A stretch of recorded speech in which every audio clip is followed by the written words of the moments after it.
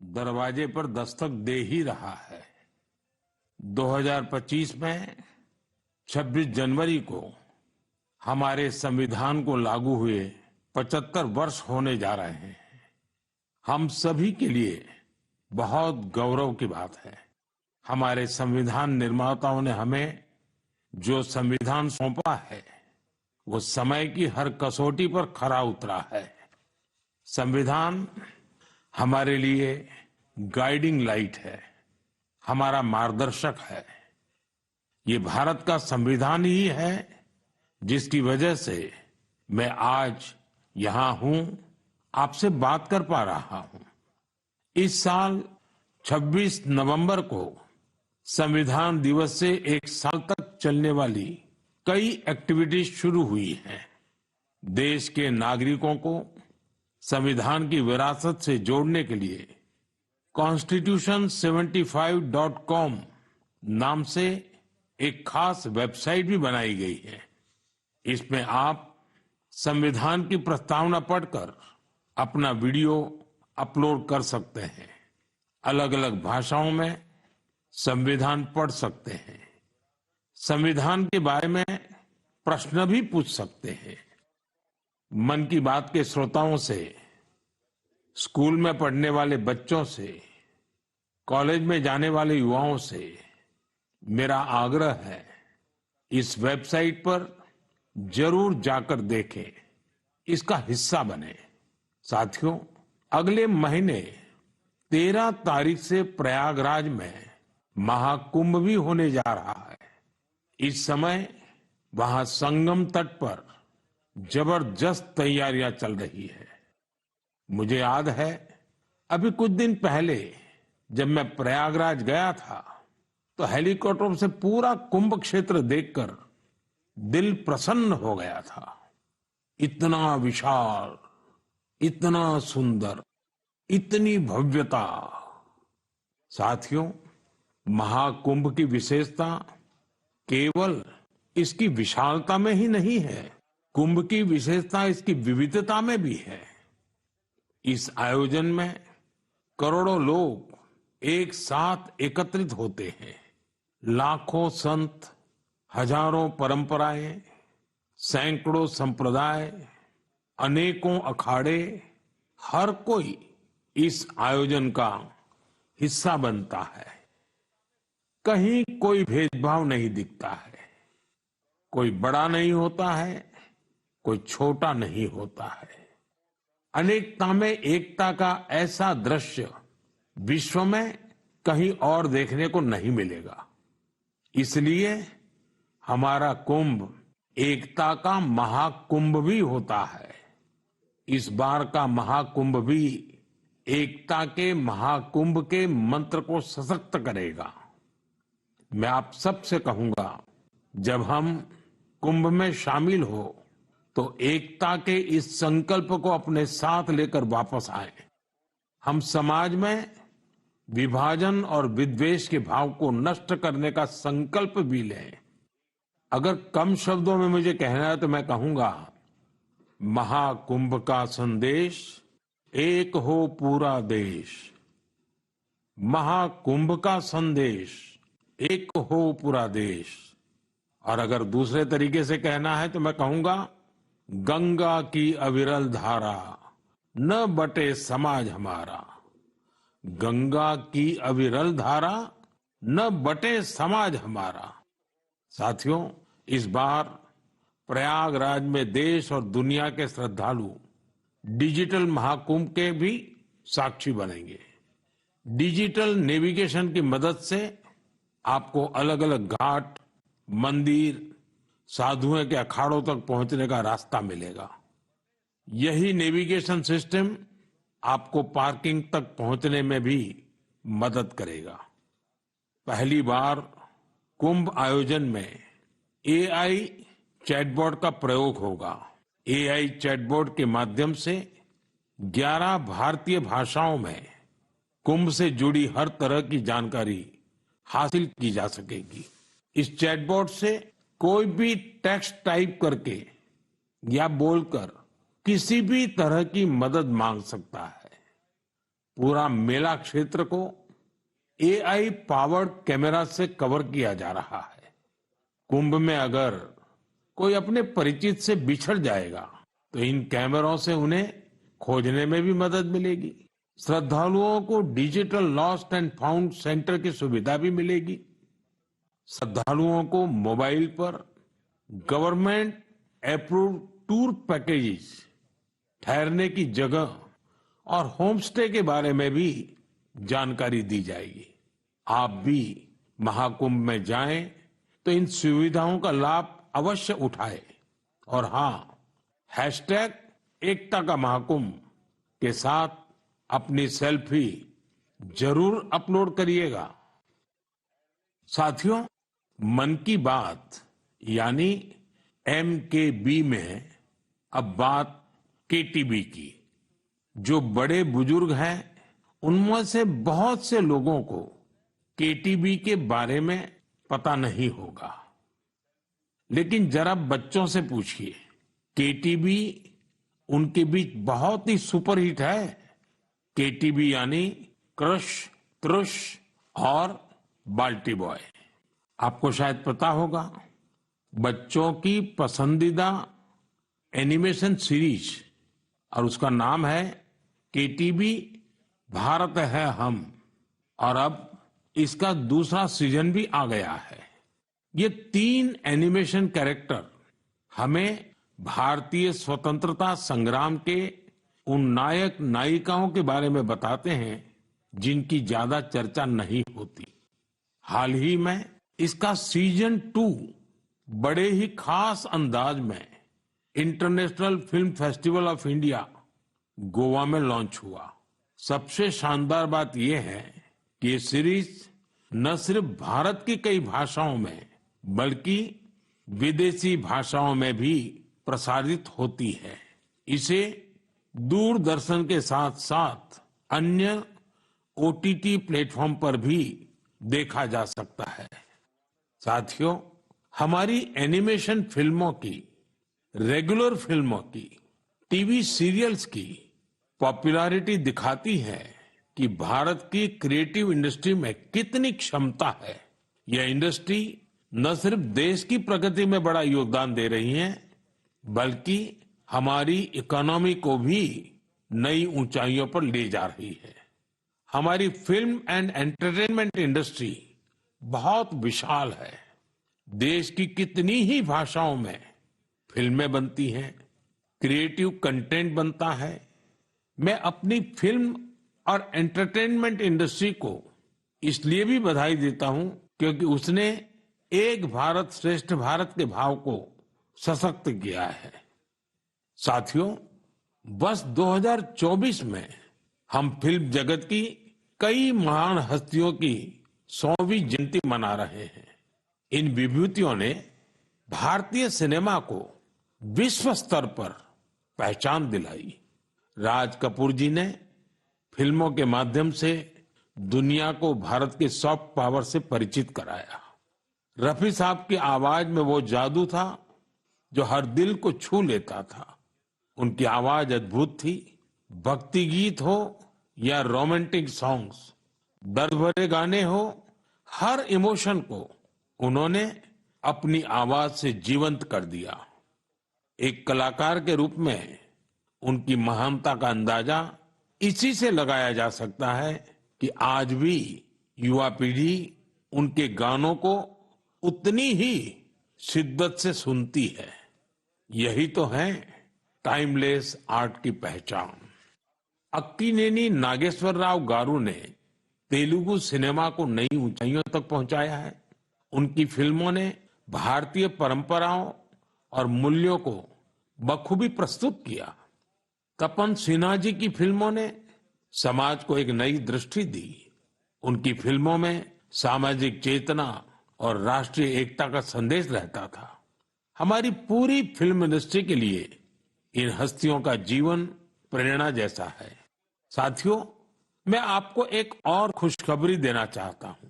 भारत की creative talent को दुनिया के सामने रखने का एक बहुत बड़ा अवसर आ रहा है। अगले साल हमारे देश में पहली बार world audio visual entertainment summit यानी वेव समिट का आयोजन होने वाला है। आप सभी ने दावोस के बारे में सुना होगा, जहां दुनिया के अर्थ जगत के महारथी जुटते हैं।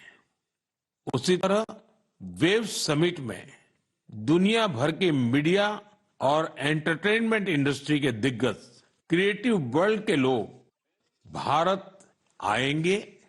यह समिट भारत को ग्लोबल कंटेंट क्रिएशन का हब बनाने की दिशा में एक महत्वपूर्ण कदम है। मुझे यह बताते हुए गर्व हो रहा है, इस समिट की तैयारी में हमारे देश के यंग क्रिएटर्स भी पूरे जोश से जुड़ रहे हैं। जब हम $5 ट्रिलियन इकोनॉमी की ओर बढ़ रहे हैं, तब हमारी क्रिएटर इकोनॉमी एक नई एनर्जी ला रही है।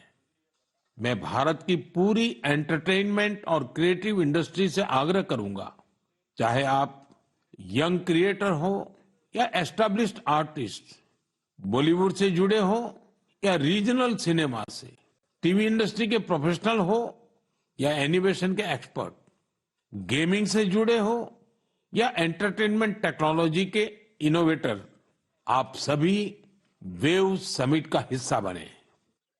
मेरे प्यारे देशवासियों, आप सभी जानते हैं कि भारतीय संस्कृति का प्रकाश आज कैसे दुनिया के कोने कोने में फैल रहा है।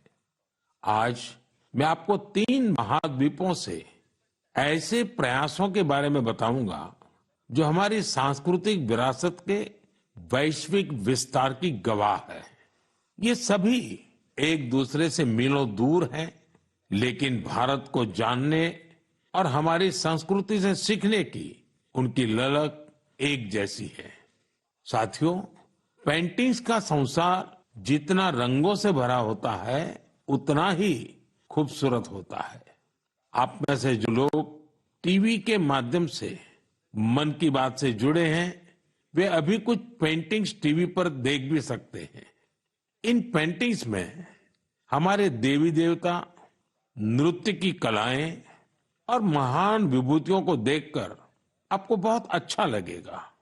इनमें आपको भारत में पाए जाने वाले जीव जंतुओं से लेकर और भी बहुत कुछ देखने को मिलेगा।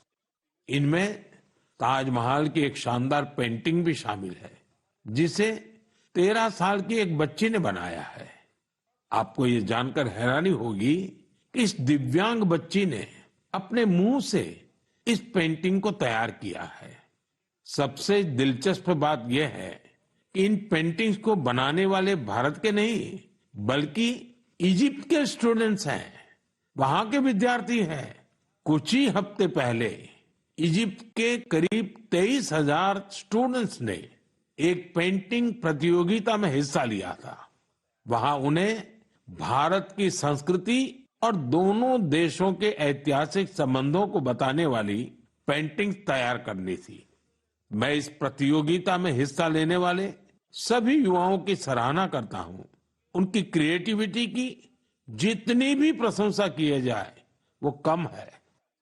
साथियों, दक्षिण अमेरिका का एक देश है पराग्वे।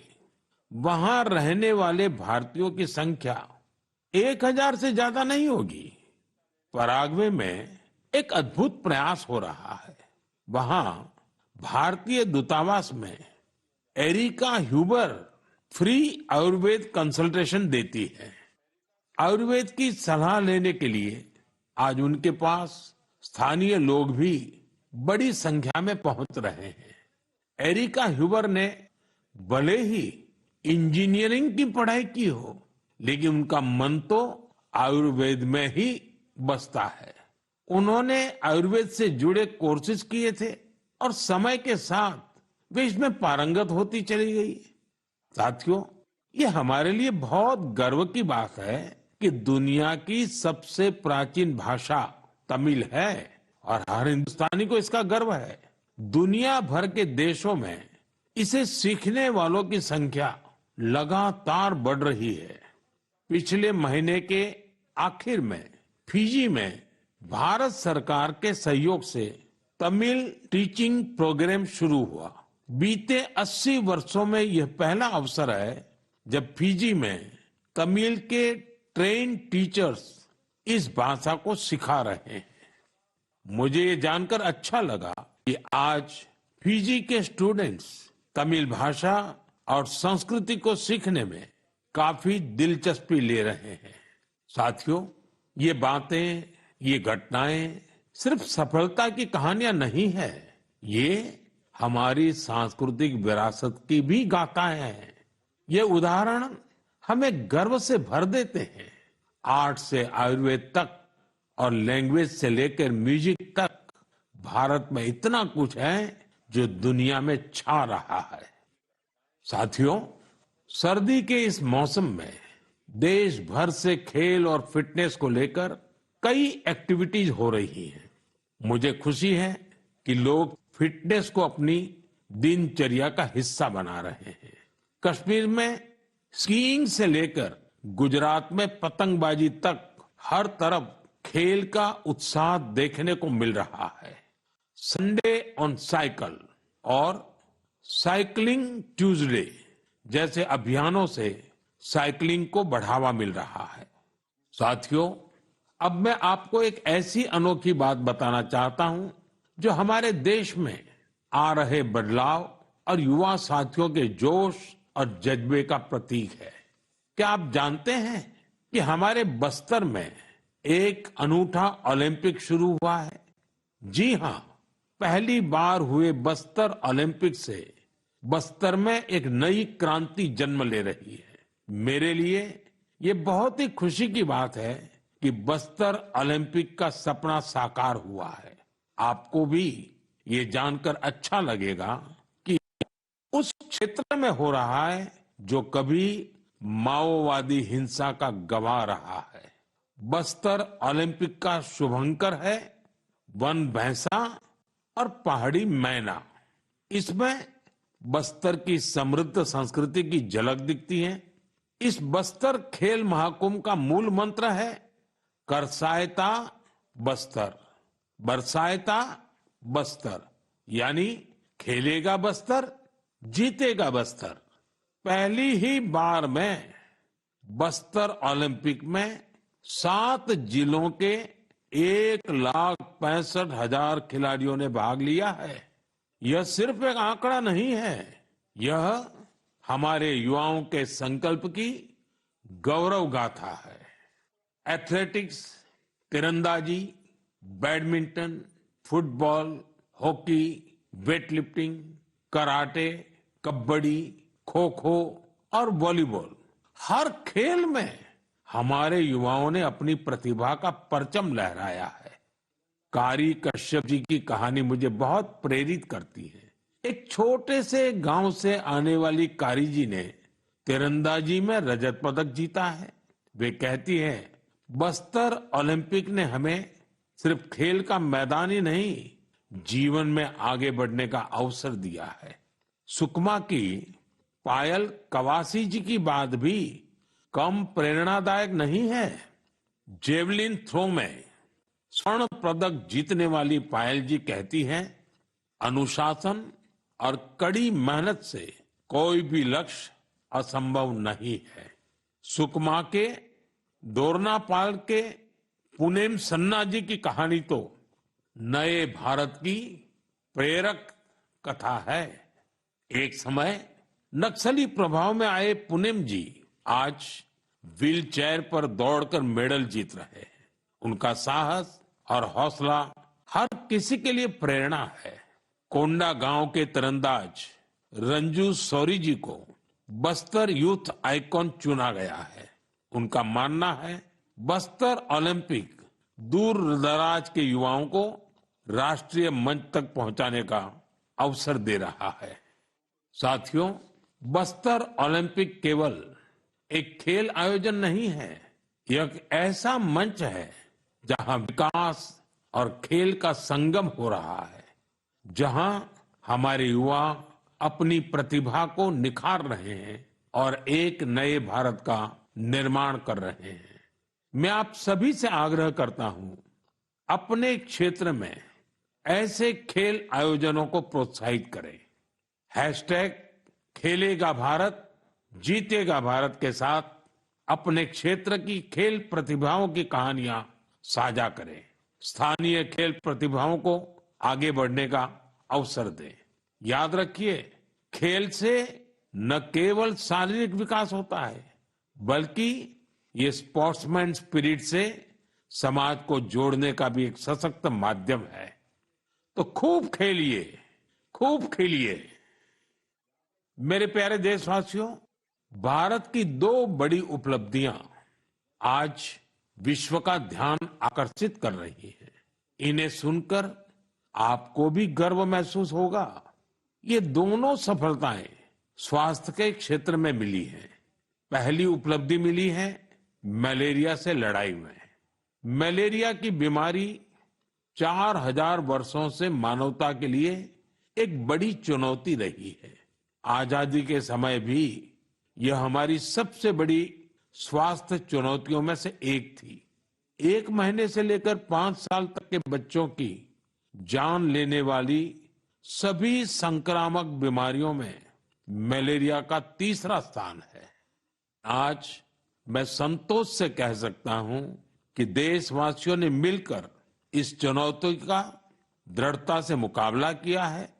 विश्व स्वास्थ्य संगठन WHO की रिपोर्ट कहती है, भारत में 2015 से 2023 के बीच मलेरिया के मामलों और इससे होने वाली मौतों में 80% की कमी आई है।